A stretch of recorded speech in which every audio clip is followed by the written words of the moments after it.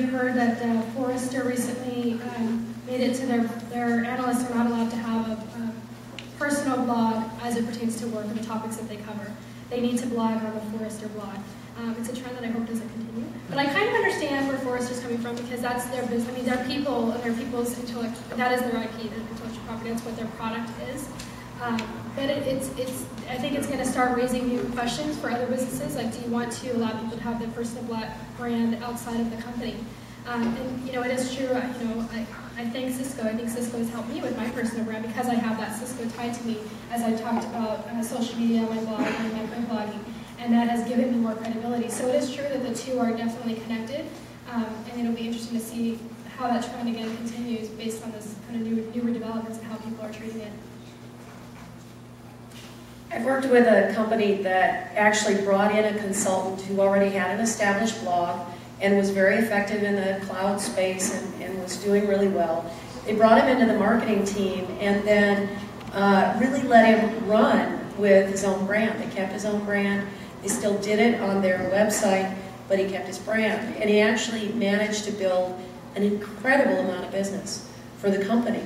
And it was all, we all know it's him behind it, we all know that he's driving it, but he made the relationships with the other companies that brought together this whole consortium and really created business for the company and relationships for them.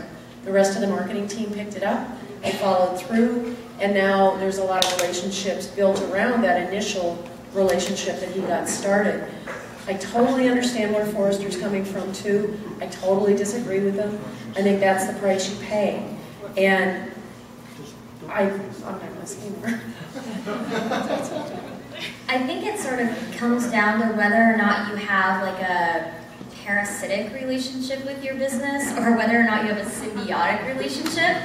So I kind of look at it as, in a business relationship, you can either be the parasite that's sort of feeding off your company's good name, or they can be feeding off of yours. So there was recently Forbes posted their 10 most trustworthy celebrities, right? So companies will hire a celebrity advocate to up their ante of trust when they're falling on hard times.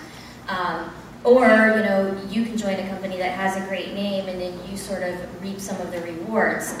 Hopefully, though, what you're striving for is your personal brand delivers something to the company because you have a following or a trust or a respect in your particular area or within your community, even if you're just starting out and if it's just in your family and social friend network, that you have a positive relationship that you're bringing to your company and that they're bringing something to you as well.